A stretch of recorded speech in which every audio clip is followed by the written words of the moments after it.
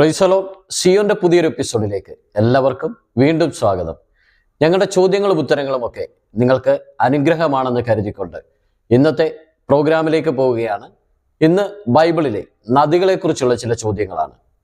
നമുക്ക് വേണ്ടി ചോദ്യം തയ്യാറാക്കിയിരിക്കുന്നത് സിസ്റ്റർ മിനി തോമസ്. നമുക്ക് ചോദ്യങ്ങളിലേക്ക് പോകാം.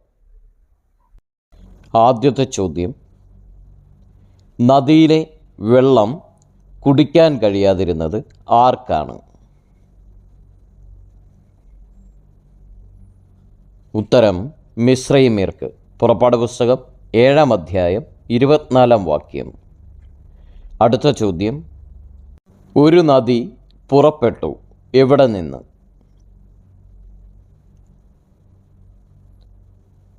ഉത്തരം ഏദനിൽ നിന്ന്.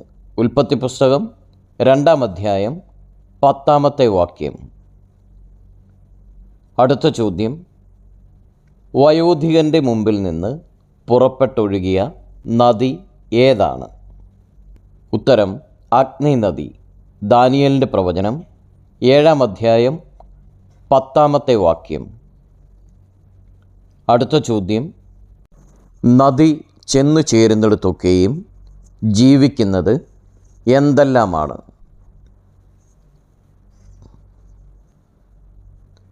ഉത്തരം ചലിക്കുന്ന സകല പ്രാണികളും ജീവിച്ചിരിക്കും, സകലവും ജീവിക്കും. യെഹെസ്കേലിൻ്റെ പ്രവചനം 47-ാം അധ്യായം 9-ാം വാക്യം. അടുത്ത ചോദ്യം: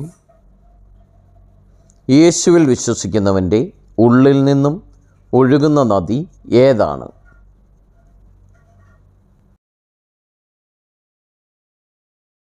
ഉത്തരം ജീവജലത്തിൻ്റെ നദികൾ. യോഹന്നാൻ്റെ സുവിശേഷം 7-ാം അധ്യായം 38-ാമത്തെ വാക്യം. അടുത്ത ചോദ്യം: മഹാനദി എന്ന് പറഞ്ഞിരിക്കുന്നത് ഏതൊക്കെ നദികളാണ്?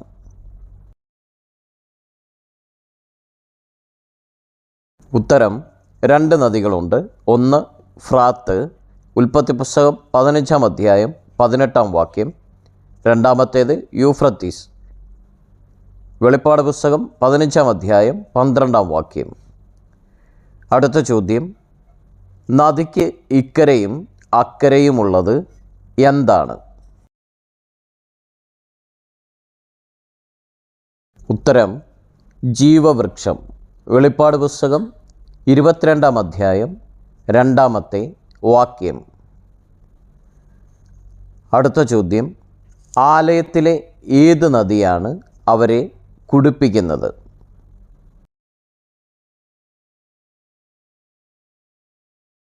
ആനന്ദ നദി. സങ്കീർത്തനങ്ങൾ 36-ാം അധ്യായം 8-ാമത്തെ വാക്യം. അടുത്ത ചോദ്യം: വെള്ളം നിറഞ്ഞിരിക്കുന്നത് എവിടെയാണ്?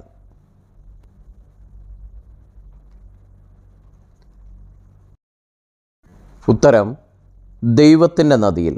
സങ്കീർത്തനം 65-ാം അധ്യായം 9-ാമത്തെ വാക്യം.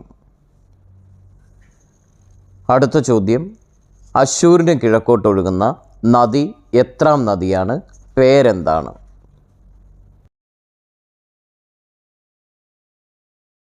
ഉത്തരം 3-ാം നദി. പേര് ഹിദ്ദേക്കൽ. ഉൽപ്പത്തി പുസ്തകം 2-ാം അധ്യായം 14-ാം വാക്യം. അടുത്ത ചോദ്യം: ആദ്യത്തെ 2 അടയാളം അവർ വിശ്വസിക്കാതെയും നിന്റെ വാക്ക് കേൾക്കാതെയും ഇരുന്നാൽ ചെയ്യേണ്ടത് എന്ത്? ഉത്തരം നദിയിലെ വെള്ളം കോരി ഉണങ്ങിയ നിലത്ത് ഒഴിക്കണം.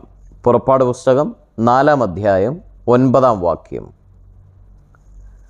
അടുത്ത ചോദ്യം: നദിക്കക്കരെ നിന്ന് കൂലിക്ക് വാങ്ങിയത് എന്താണ്?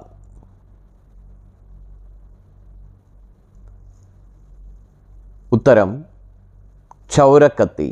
യെശയ്യാവിൻ്റെ പ്രവചനം 7-ാം അധ്യായം 20-ാമത്തെ വാക്യം.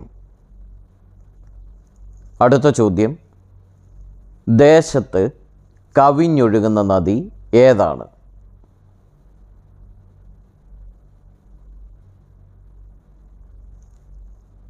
ഉത്തരം നീലനദി. യെശയ്യാവിൻ്റെ പ്രവചനം 23-ാം അധ്യായം 10-ാം വാക്യം. അടുത്ത ചോദ്യം, യഹോവയുടെ ശ്വാസം എന്തുപോലെയാണ്?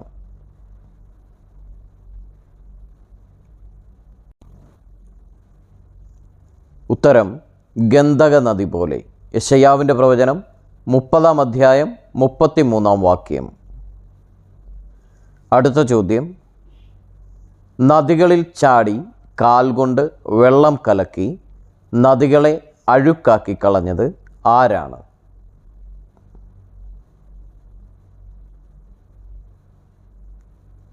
ഉത്തരം മിസ്രയീം രാജാവായ ഫറവോൻ.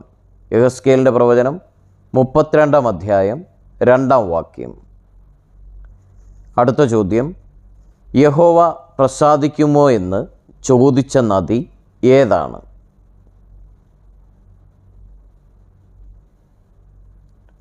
ഉത്തരം തൈലനദി. മീഖായുടെ പ്രവചനം 6-ാം അധ്യായം 7-ാം വാക്യം.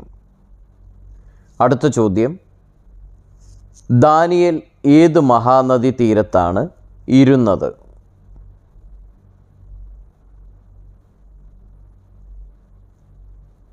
ഉത്തരം ഹിദ്ദേക്കൽ. ദാനിയേൽ പ്രവചനം 10-ാം അധ്യായം 4-ാമത്തെ വാക്യം. അടുത്ത ചോദ്യം, ചിതറിപ്പോയവരുടെ സഭയുള്ളത് എവിടെയാണ്?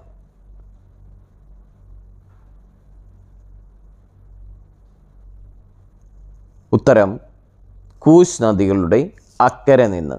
സെഫന്യാവിൻ്റെ പ്രവചനം 3-ാം അധ്യായം 10-ാം വാക്യം. അടുത്ത ചോദ്യം, അമ്മോന്യരുടെ അതിര് എവിടെയാണ്?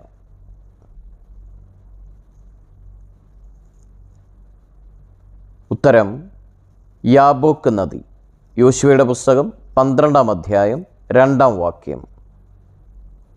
അടുത്ത ചോദ്യം, ദമ്മേശെക്കിലെ നദികൾ ഏതെല്ലാമാണ്?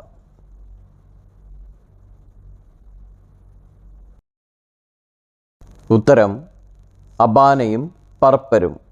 2 രാജാക്കന്മാർ 5-ാം അധ്യായം 12-ാമത്തെ വാക്യം. അടുത്ത ചോദ്യം, നദികൾ അതിനെ മുക്കിക്കളയുകയില്ല, ഏതിനെയാണ്?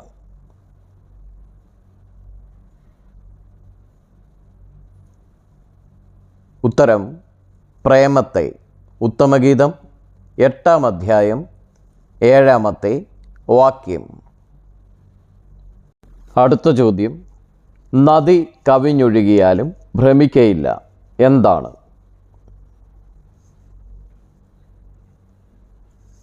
ഉത്തരം നദീഹയം. യോബിൻ്റെ പുസ്തകം 40-ാം അധ്യായം 23-ാം വാക്യം. നിങ്ങൾ ആദ്യമായിട്ടാണ് ഈ വീഡിയോ കാണുന്നതെങ്കിൽ സബ്സ്ക്രൈബ് ചെയ്യുക, സപ്പോർട്ട് ചെയ്യുക. ഏറ്റവും പുതിയ വീഡിയോകൾ നിങ്ങളുടെ പേജുകളിലെത്തുവാൻ ബെൽ ബട്ടൺ കൂടി പ്രസ് ചെയ്യുക.